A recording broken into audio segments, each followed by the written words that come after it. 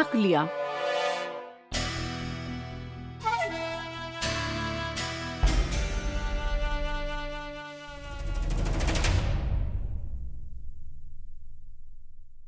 मरहम लगावे से पहले दिल में जौन तकलीफ पा उ बयां करदा। जब दिल के बात समझ ही गईल बाड़ा तब पूछे के तकल्लुफ काहे? जवाब दे दा। सवाल जाने ली, लेकिन फिर भी हम तहरा जबानी सुने चाहता। पहला सवाल, ए तरह अचानक जोधा बेगम के बहन सुकन्या के रिश्ता काहे करवैले रहुआ? दूसरा सवाल, राजा भारमल जे आमेर आवे के न्योता देले बानी रहुआ के, ओकरा बारे में रहुआ का सोचले? और तीसरा सवाल, का रहुआ जाई? बड़ा कमाल के सवाल बा तहार रुकैया। खैर, पहला सवाल के जवाब, हम सुकन्या के शादी जोधा बेगम के तोहफा देवे खातिर ना करवावतानी। ई महाजेबो सियासी समझौता हा। ई रिश्ता के बाद धवलगढ़ हमार सरपरस्ती में आ जाई। रुकैया, ऐसे पहले बहुत लोग शमशीर के जरिए हिंदुस्तान पे फतेह पावे की कोशिश कैले, लेकिन नाकामयाब रहे। हम रिश्तेदारी के हथियार इस्तेमाल कईनी। बड़ा कमाल की चीज होखेला ई रिश्तेदारी। और ई रिश्ता के साथे हिंदुस्तान पे पकड़ और भी मजबूत होत बा हमार। बहुत खूब। दूसरा जवाब? तू यह जाना चाहता रू ना कि हम राजा भारमल के न्योता के बारे में का सोचत हैं? रुकैया, राजा भारमल बहुत खुश पड़े। उनकर बेटी जिनका रिश्ता कहूँ ना होत रहे, अब उनके उन्हीं के कौम में एगो काबिल लड़का मिल गई बा। वो चाहे लेकिन उनकर दामाद होके के नाते हम उनकर रस्म में शामिल होके, वो भी जोधा बेगम के साथ है। और इस जवाब में तहार तीसरा सवाल के भी जवाब शामिल बा के हाँ, हम आमेर चाहता है।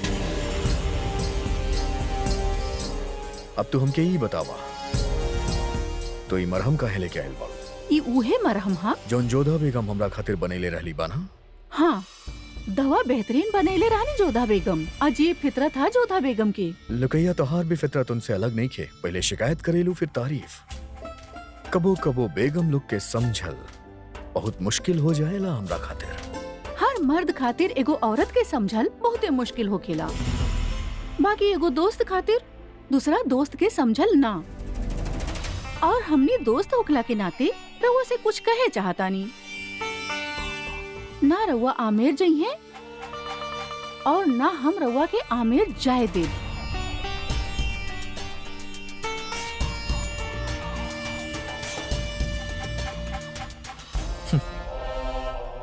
हक जता के हमसे हमारी हक छीन ले लो।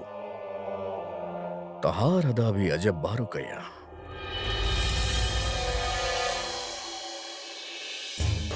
कहेले के रात के बाद और दुख के बाद सुख जरूर आयला, यह कुदरत के कानून है।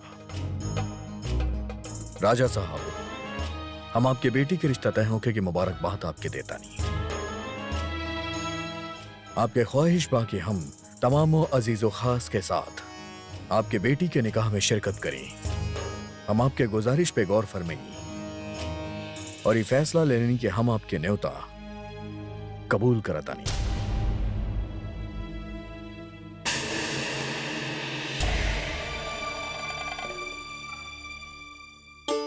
बहुत बहुत धन्यवाद शहंशाह। हमरे यहाँ विवाह में बड़ बहिन और बहनोई की उपस्थिति अनिवार्य समझल जाला। राउर ई निर्णय से हमके बहुत प्रसन्नता भइल है। आपके बेटी के शादी में कोनो तरह की कोनो कमी ना आई राजा साहब। हम आपके रस्म रिवाज से अच्छा तरह से वाकिफ पानी और उनकर इज्जत भी करेले ही खातिर हम आमेर में आपके मेहमान नवाजी कबूल कराता नहीं।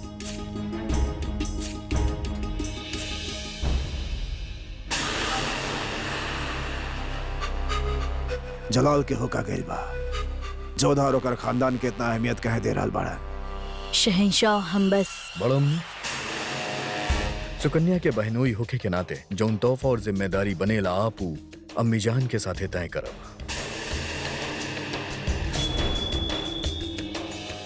जलाल के हो का गइल बा, चाहे त बेगम जोधा के भेज देवी, पर खुद जाए के का जरूरत बा? अब रहुआ आज्ञा दी शहंशाह। हम आपके रोक भी ना सकेली राजा साहब। हम समझ सकेली के अपन बेटी की शादी के तमाम तैयारी आपके करे के बा। आप बेफिक्र होकर रुखसत ली, हम वक्त पे वहां पहुंच जाएंगे।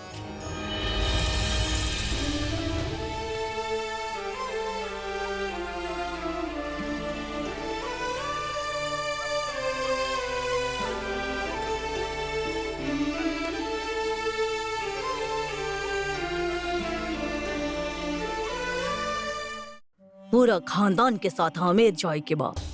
कहो का गईल बा जलाल के पूरा राजवंशी ये मौका के तलाश में त रहेले और जलाली मौका तोहफा में दे रहल बाड़े। आमिर चल जाई है जलाल त हो सकेला राजवंशी उनकरा खिलाफ कोनो भी साजिश करें। अदगा खान साहब रउआ के जलाल के समझावे के होखी। अभी अभी खतरा से बाहर निकलल बाड़े, हम दोबारा उनके खतरा में ना डाल सकब। अदहम रउआ कुछ कहत काहे नहीं खी? अम्मी जान, बोले के ना कोनो वजह बा ना जरूरत। शहनशाह के फैसला पत्थर के लकीर होखेला। लेकिन ये बार उनका अपन फैसला बदले के हो कि अधम खान हम समझाइब शहनशाह के। त ठीक बा, ई तय रहल कि हम सब मिल के जलाल के समझाइब।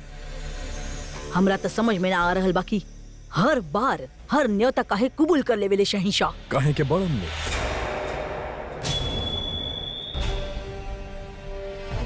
जंग और अमन के न्योता शहिंशाह ना ठुकरावेले। जलाल हम सबका दरख्वास्त बा रउआ से कि रउआ आमेर ना जाइन। हाँ शहनशाह, राजवंशी रउआ से दुश्मनी ठान के बैठल बड़े।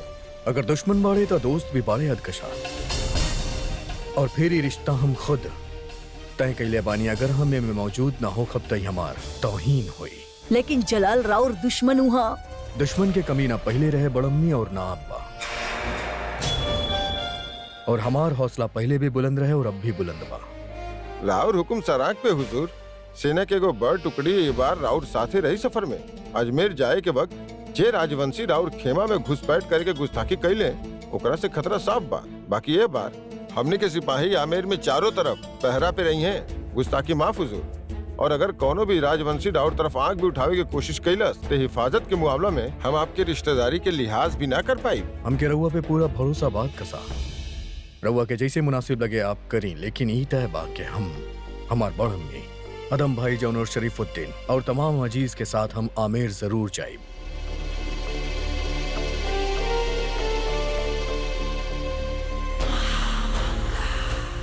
बहुत खूब अदगा खान साहब। हमने के जलाल के आमेर जाए के रोके के रहे। माफ करी है, रउआ सबको छुलटा कर देनी। शहनशाह के मर्जी हमरा खातिर हुकुम है और उनकर हुकुम के तामील कैल हमार फर्ज है। हम उनकरा ना रोक पैनी तो का भेल? हम दुश्मन के तो रोक सकेनी। हम जे कहनी सोच समझ के कहनी है महामंगा। इजाजत दी है।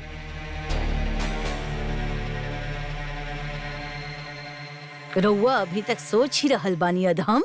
अम्मी जान, हम सोचल बंद कर देले बानी। अब बस करा, सोचब ना।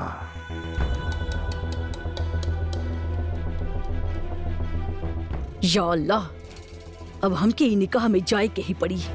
अदहम कहीं कुछ बेवकूफी ना कर बैठे। अदहम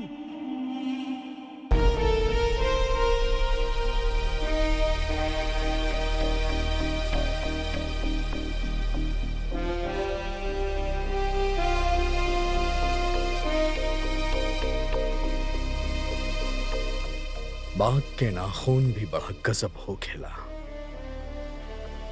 जख्म चाहे सूख जाए लेकिन निशान याद रहेला। शहनशाह के इकबाल बुलंद होके जोधा बेगम रउआ से मिले की इजाजत चाहता। इजाजत बा।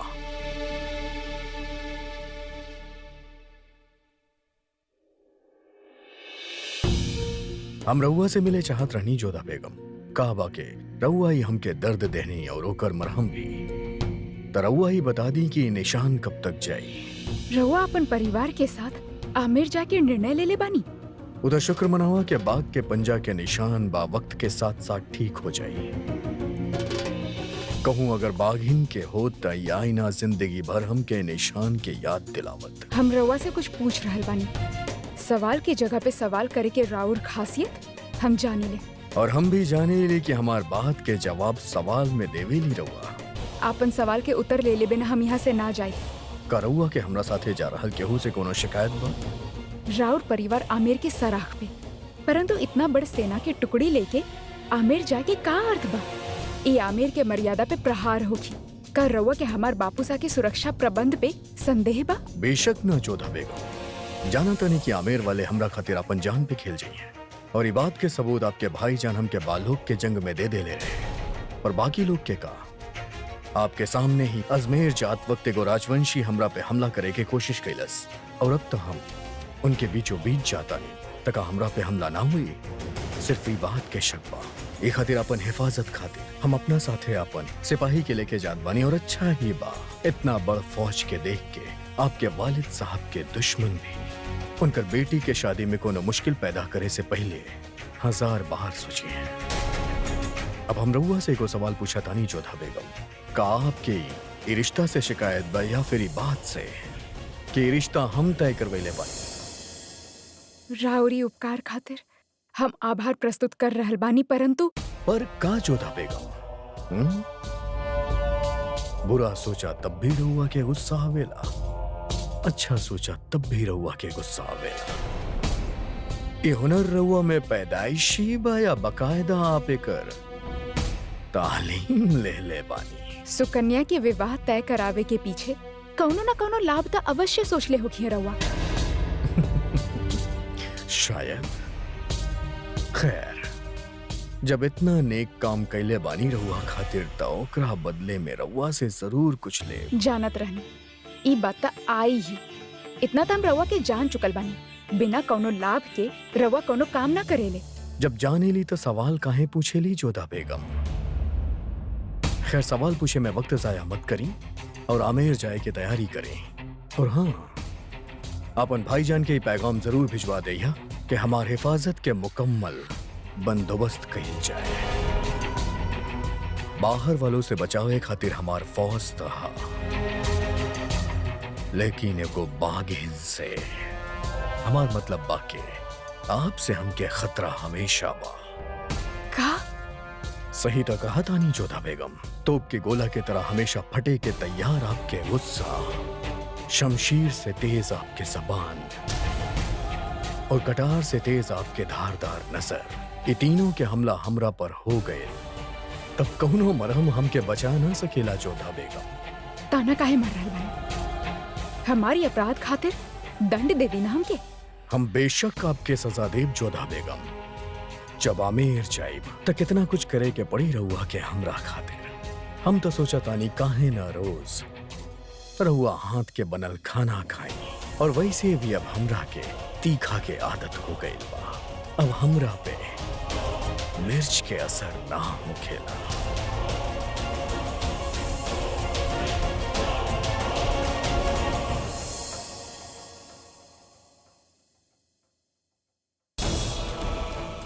का कहनी आप शहंशाह, आप इतना खूबसूरत मौका गवा देनी।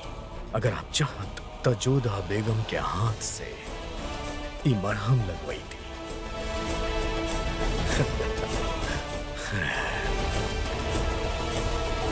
ऐसा मौका आमेर में बहुत मिली। आदाब बेगम रुकैया, हम अकेले में रउआ से कुछ गुफ्तगू करे चाहब।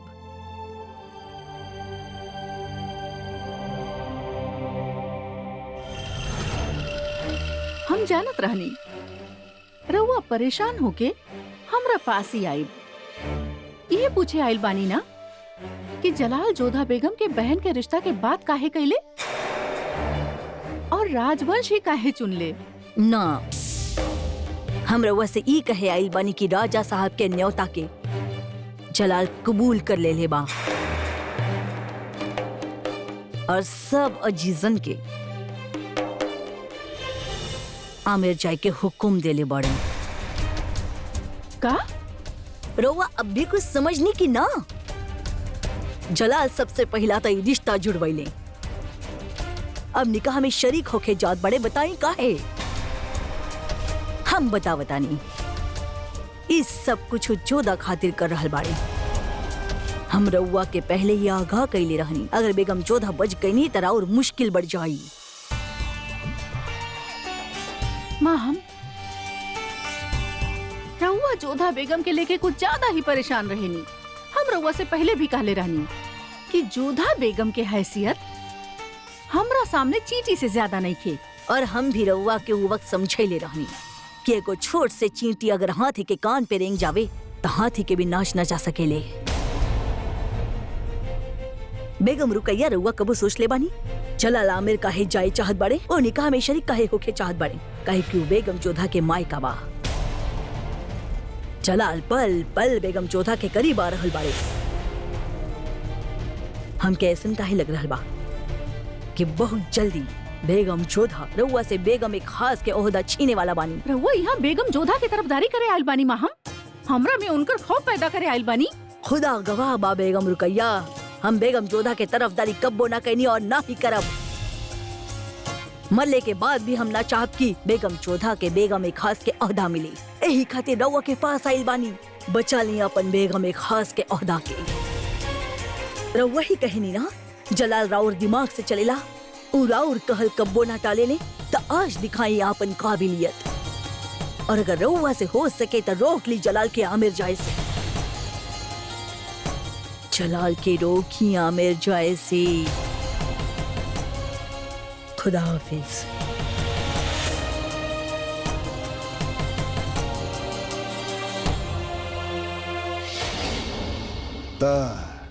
कैसन लागल हमार चाल? माशाअल्लाह हमके तो लागत रहे कि तोरा के खाली गुस्सा ही आवेला, पर ये बहुत खूब चाल हा।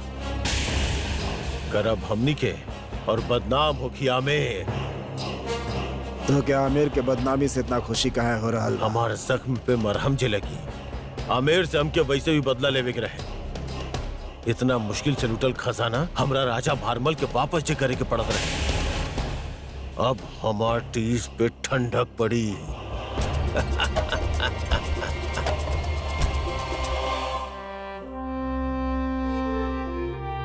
ये डूबत सूरज कितना खूबसूरत लागत बा।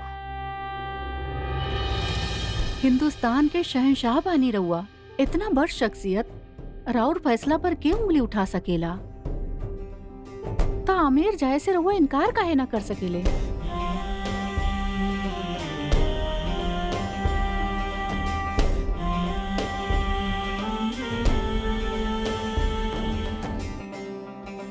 हम मोहब्बत करेली जोधा बेगम से।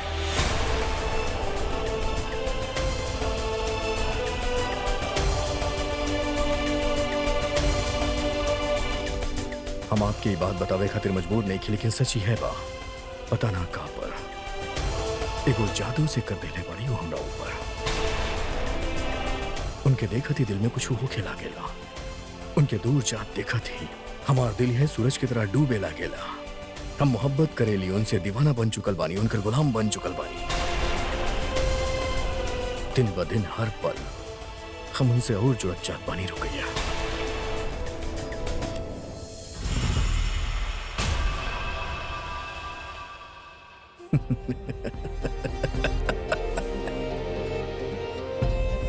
आज पहला बार रउआ माथा पे शिकन दिखले बानी। रउआ के हैरान कर देले बानी। रुकैया, जलाल, आइंदा मजाक में भी ऐसा मजाक रहुआ हमरा साथ कबो मत करिहा। मजाक ही तबाह। रुकैया, हम आमे रिश्तेदारी निभावे ना चाहता नहीं। कहीं कि एगो शहिंशाह के पास रिश्तेदारी के वक्त ना हो खेलग। रुकैया, हम तोरा पहले भी बतैले रहनी कि हम वहां सिर्फ और सिर्फ सियासी मकसद खातिर जाता नहीं। हम जोधा बेगम से निकाह कैनी और आमिर के अपन सरपरस्ती पे लेनी, और अब हम सुकन्या के रिश्ता तय कर देली। हम चाहता नहीं हमार औहदा उ लोग के नजर में और बढ़ जाए। हम वहां ओकर शादी में शिरकत करब तो सबके नजर के तारा बन जाएब। हम आमिर पे फतह कैनी। रुकैया, अब ओकर रियाया के दिल पे राज करे के बाम राखे। जिंदगी भर बगावत के ख्याल ही ना आई उनके जहन में। लेकिन जलाल, अगर रहुआ के कुछ हो गई तो हमके कुछ ना होई। रुकैया, ए राजवंश अपन जबान और अपन आन के बहुत पक्का होके ले, ये अपन बहन के खाबिन के कुछ ना होके दे। हम बस उनकर झुकल सर के देखे चाहता नहीं। खुदा के शुक्र बा, एक पल खातिर हमके लागल कि रहुआ के कहूँ हमार सीना में दिल तना धड़के लागल। रुकैया, शायद तो भुला गइल बाड़ू। ना ही हमरा पास दिल बा और ना ही कबो हुई।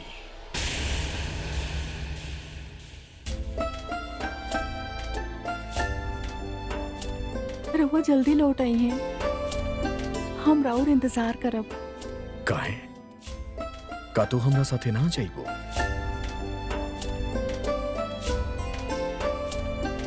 हम रउआ के साथ कहीं भी आ सके नहीं जलाल, लेकिन आमेर ना। काहे कि वो जगह जोधा बेगम के मायका है और हमके वहाँ सुकून ना मिली। और हमके वहाँ सुकून काहे ना मिली, एकर वजह रउआ बखूबी जाने ली।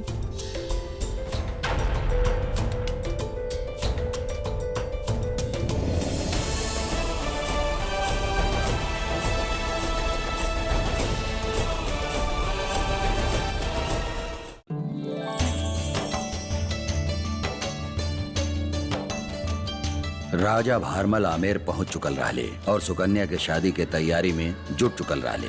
हर राजघराना के न्योता भेजावे के रहे, वक्त कम रहे और काम बहुत करे के रहे। एक बार फिर से देख लई है भारमल, केहू छूट त ना गई। और हाँ, प्रताप के परिवार के न्योता भेजले बाड़ा की ना। मासा रउआ तो भली भांति जाने कि प्रताप हमरा साथे कैसन व्यवहार कैले रहे, कितना अपमानित कैले रहे हमरा के। मासा उ हमसे और हमारे परिवार से घृणा करेले, शत्रु समझेले हम क्या अपन। ऐसे में निमंत्रण भेजे के तो प्रश्न ही नहीं उठत। परंतु संबंध तो बा न। तू भूल रहल बाड़ कि महाराजा उदय सिंह के परिवार से हमने के संबंध बा। तो हर छोटी माँ उहे परिवार से बानी, उ आवे ना आवे उनकर इच्छा, पर हमने के अपन कर्तव्य पूरा करे के चाहिए। परंतु मासा ठीक कह रहल बानी महाराज। भले ही प्रताप हमने से कोनो संबंध न रखे के चाहिए, मगर जे संबंध बा ओकर मर्यादा तो हमने के रखे के ही चाहिए ना। जलाल से जोधा के विवाह के बाद दोनों परिवार के बीचे दरार बढ़त रहे। जहां राणा प्रताप दरार भरे खातिर तैयार न रहले, वहीं दोनों परिवार के महिला ई प्रयास में रहनी कि दोनों राजवंशीय के बीचे फिर से सुलह हो जाए, शांति और संबंध दोनों बनल रहे।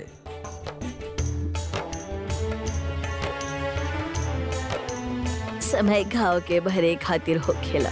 हमने राजवंश में योद्धा लोगन के यहाँ जन्म लेवे नहीं, फिर योद्धा लोगन से हमने के विवाह हो जाला, फिर योद्धा के ही हमने जन्म देवे नहीं।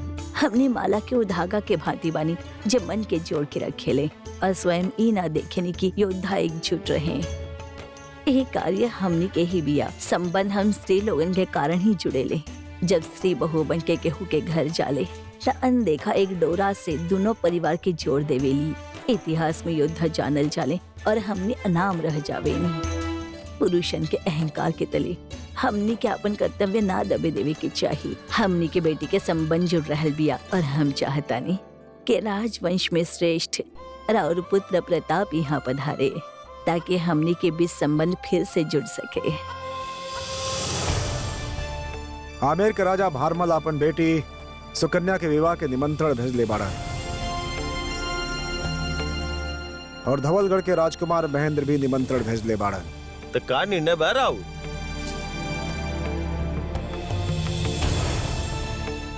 हम दुविधा में बानी। जलाल हमारे शत्रु है, उसे हाथ मिला लेने के कारण राजा भारमल से हमके घृणा बा। एगो देशद्रोही के यहाँ पर जाइल हमार स्वाभिमान के चोट होखी। बाकी एगो राजवंशी होखला के नाते हमनी के बहू, हमनी के बेटियन के इज्जत देहल, उनके आदर देहल हमनी के राजवंश के परंपरा रहल बा। दुविधा तो बहुत बड़ बा प्रताप। एक और शत्रुता और स्वाभिमान, दूसर और संबंध और कर्तव्य। और इस समय हमके कर्तव्य और संबंध के पड़ला भारी दिख रहा बा। तोहार पिता के संबंध आमेर से रहे और एगो राजवंशी पुत्री के विवाह में सम्मिलित होकर तोहार कर्तव्य बा। हमके लागत प्रताप तोहरा ये आमंत्रण स्वीकार कर लेवे के चाहिए। ऐसा रउआ कह रहल बानी गुरुजी। हाँ, कहे कि हमके सूचना बा कि तोहार घोर शत्रु मुगल बादशाह जलाल भी वहां पहुंच रहल बा, जेकरा से तू युद्ध कइल चाहता। ओकर आंख से आंख तोहरा अवश्य मिलावे के चाहिए। हम ओके फूटल आंख भी ना देखल चाहता नहीं गुरुजी। प्रताप, युद्ध कैला से पहले अपन शत्रु के शक्ति, ओकर नीति और चाल के अवलोकन कैल, ये राजनीति है। ई तोहरा खातिर एगो अवसर बा जलाल के ठीक से जाने के, ओकर शक्ति और चाल के समझे के। इतिहास उहे लिखेला प्रताप जे अपन शत्रु के शक्ति के जानत होके। यूं समझला कि ई आमंत्रण तोहरा खातिर एगो राजनीति की आवश्यकता है। ई जाने के अवसर है कि का तोहर तलवार के धार इतना सक्षम है जे जलाल के ढाल के भेज सके?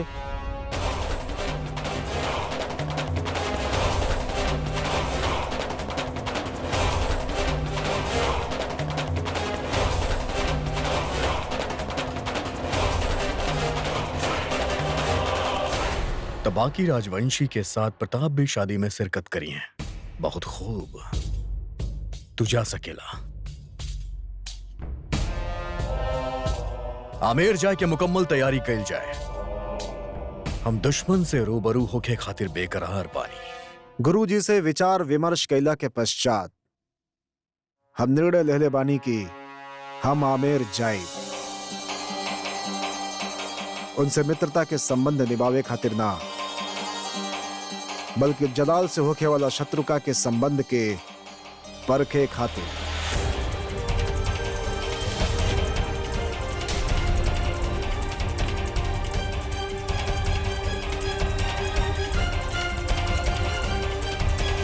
ये सब सामान यहाँ रखा।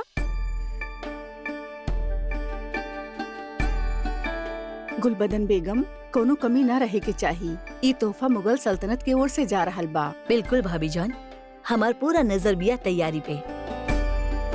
जी अंगा, जे सामान हम कहले रहनी वो यह मौजूद बा ना। जीर मल्लिका आजम, काबुल के नायाब जेवरात, ढाका के मलमल और बाकी तमाम तोहफा मौजूद बा यह जी। वो जेवरात के थाल मल्लिका के दिखाई। मलिका आजम, ठीक बा। जोधा बेगम रउआ से मिले चाहत बानी। ताई में पूछे के का, उनके इंतजार न कराई, ले आई उनके।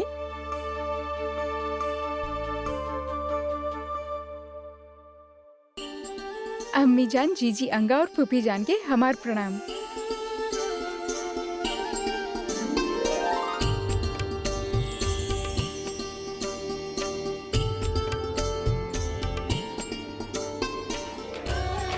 अम्मी जान, ये सब सुकन्या के शादी के तोहफा बा। इनके करीने से सजावे में बेचारी जीजी अंगा 2 दिन से लागल बानी।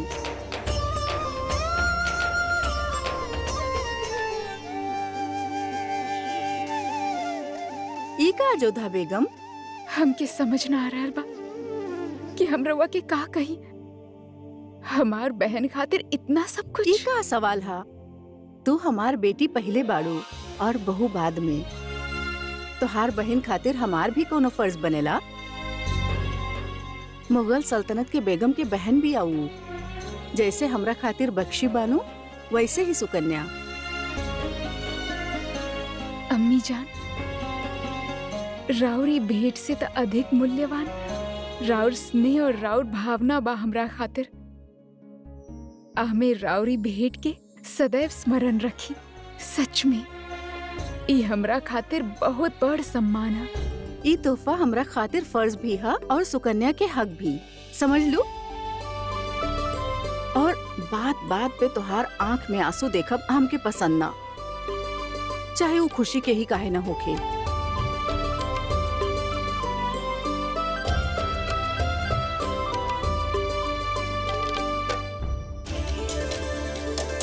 जलाल अपन परिवार के साथ आगरा से आमेर की ओर कूच कर चुकल रहे और आमेर में भी उनके स्वागत के तैयारी पूर्ण हो चुकल रहे। काहे की बात केवल सुकन्या के विवाह के ना, जलाल के सुरक्षा के भी रहे। ऐसे खुद भारमल और भगवान दास सारा तैयारी देखत रहे। आखिर मुगल सल्तनत के बादशाह इस शादी में खास मेहमान बन के जे आवत रहे। भगवान दास का सारा प्रबंध पूरा हो चुकल बा? जी बापू साहब, सुरक्षा के पूरा ध्यान रखल जा रहल बा। रउआ के चिंतित होके के कोनो आवश्यकता नहीं है। हम चिंतित नहीं की भगवान दास, हम तैयार बानी। आमेर के एगो ऐसन कवच बना दे जकरा केहू चाह के भी भेद न सके और शहंशाह तक पहुंच न सके। यहाँ भारमल आमेर के कवच बनावे के सोचत रहे। वहाँ जलाल के दुश्मन ई कवच के हर हाल में भेद देवे चाहत रहे। जलाल के नुकसान पहुंचावे के मौका वो खोवे ना चाहत रहे।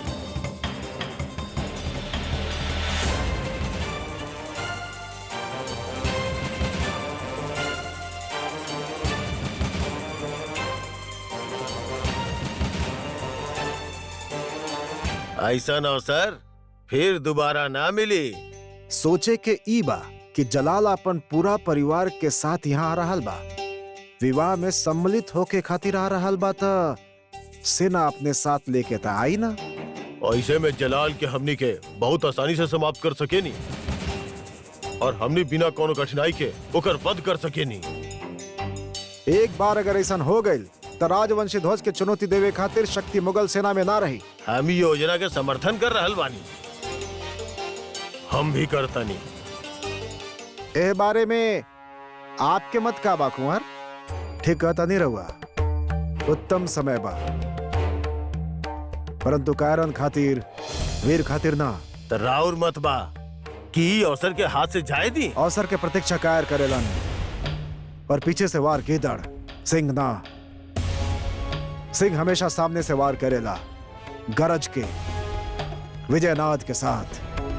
जलाल यहाँ पर युद्ध करे ना आ रहल बा, ओकरा साथ ओकर परिवार के महिला भी होखियन, और ऐसे पीछे से वार करल ना ही हमनी के राष्ट्र धर्म है और ना ही राजवंशीय मर्यादा। हम राजवंशी सामने से वार करके अपन सिर कटाइल श्रेष्ठ समझीला। हमने पीछे से वार करके अपन कुल के गरिमा के कलंकित ना करल चाहे नी। एकर अर्थ ही भइल कि हमनी जलाल के सामना ना करी। हमने सामना भी करब और प्रहार भी, बाकी तब जब जलाल हमने के सामने युद्ध भूमि में होखी। ई वक्त हम ऐसा कुछ ना करल चाहता नहीं जोने से हमने के कुल के गरिमा कलंकित होखे। हमने विवाह में सम्मिलित होखा खाली अपन परिवार के खुशी खातिर, उनके इच्छा खातिर, उनके मान सम्मान खातिर।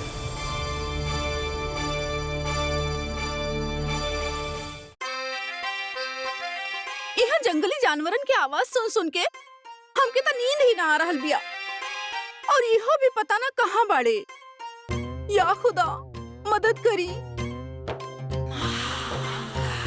अम्मी जान!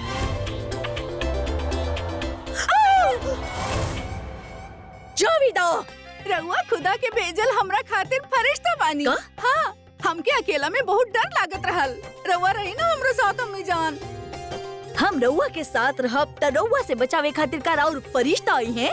मजाक छोड़ी अम्मी जान। अब बात के का बा? जब वो शहंशाह जैसन जाबाज इंसान के जख्मी कर सकेला तो हमके तक कच्चा ही चबा जाई। रउआ के चबा के खेला से उनकर हाजमा बिगड़ सकेला, कुछ ना होगी। अम्मी जान, रउआ के हमार सेवई के वास्ता। हम कसम खात बानी, आज से और अभी से हम सेवई खाइब छोड़ देले बानी। इंसानियत के वास्ता।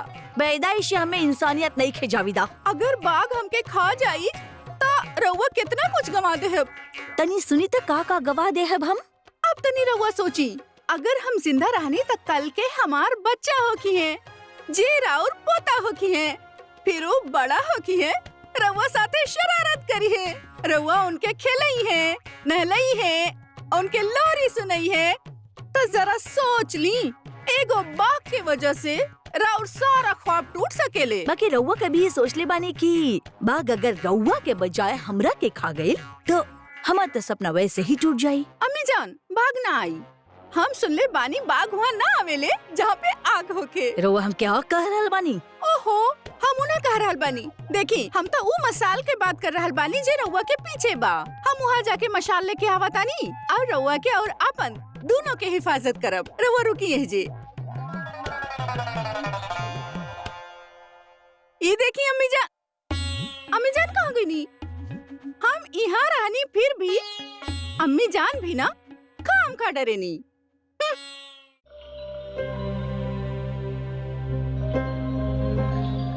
सुनी, एमे से हमार खेमा कौन से बा? ओ वाला।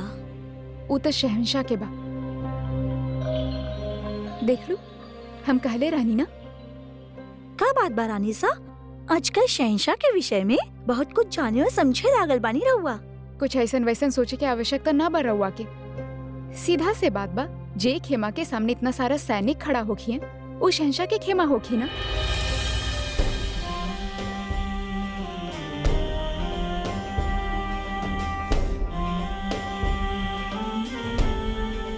शहंशाह के इकबाल बुलंद होके हम जानी लगी रहुआ के सैर के बहुत शौक बा, यही खातिर हम पास के झील में नाव के तैयारी करवा देले बानी। बहुत खूब अदका साहब। आज पूरा चांद के रोशनी में पानी के बीचों बीच नाव के सैर करे के लुफ्त कुछ और ही हुई। हुजूर, ए वक्त हमनी राजवंशन के इलाका में बानी।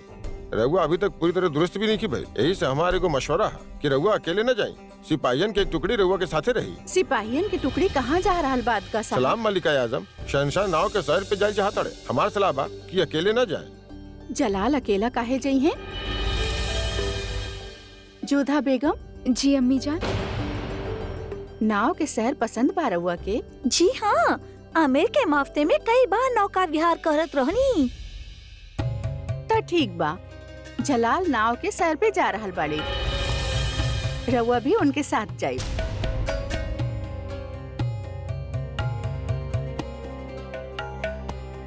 हम भी अदकसा की है कहे वाला रहनी अम्मी जान।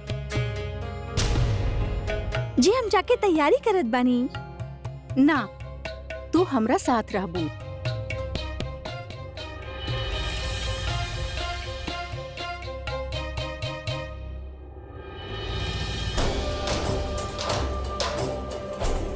आई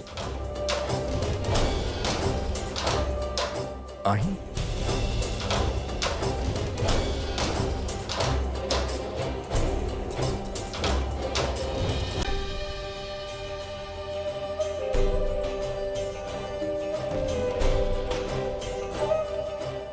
कितना विचित्र बात में आनंद आवेला। इतना रात्रि हो गई बा और इनके नौका विहार करे के बा। कुछ कहनी आप जोधा बेगम? कहानी भी तका अपन हट के आगे रउआ के केहू के बात सुनाई कहाँ देवेला।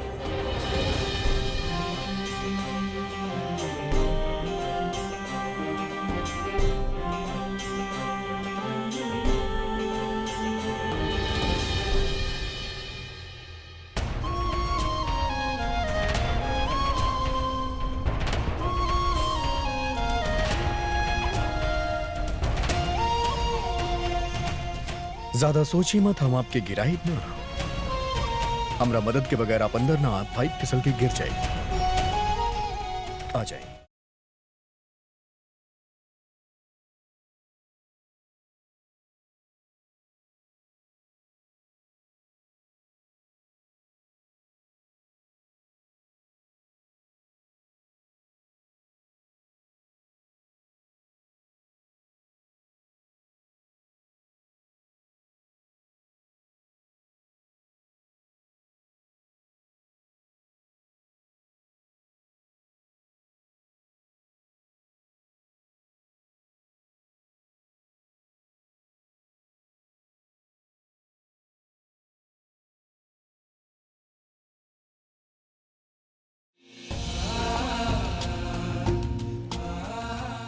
आपके दासी कहत रहली कि आपके नाव में सैर कैल अच्छा लागेला।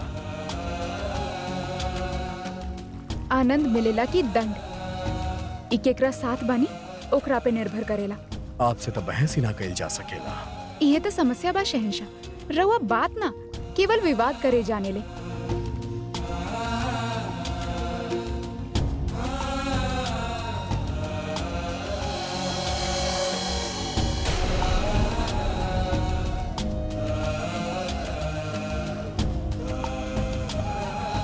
संभल के जोधा बेगम, कहीं अगर रउआ गिर जाती तो लोग एकरा हमार साजिश समझते।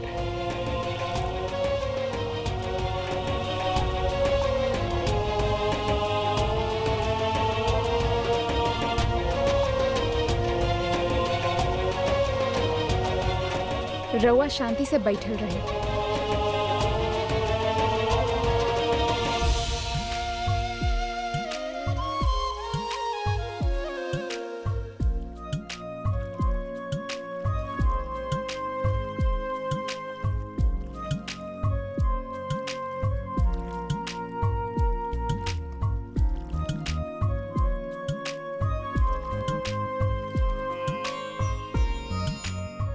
तनी ध्यान से जोधा बेगम, घाव हरा मत करी।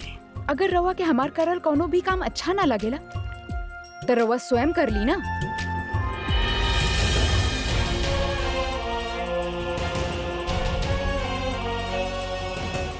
याद रखी कि एक बार फिर से हम आपके जान बचेंगे। बैठ जाइए।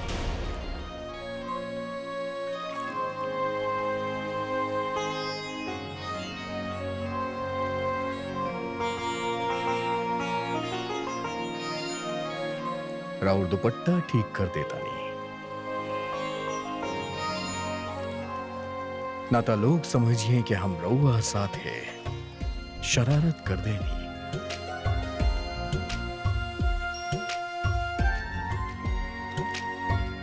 जोधा बेगम हमके लागेला कि रउआ अपन खास मरहम अपने साथ रखे ली हमेशा, काहे कि जब आप साथ होखी तो पता ना कब के गिर जाए, कब केकरा जख्म मिल जाए।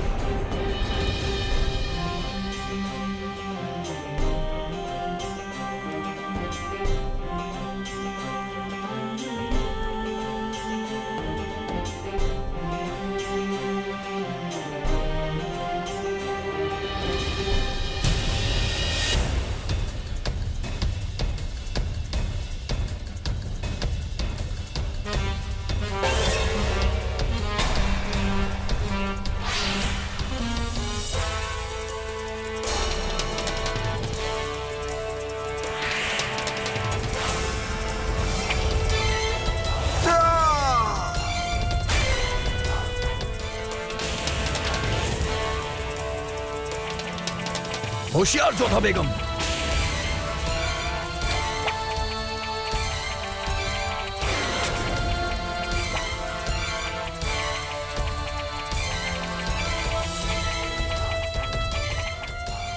आप घबराई मत जोधा बेगम, हम बानी आपके साथ हैं।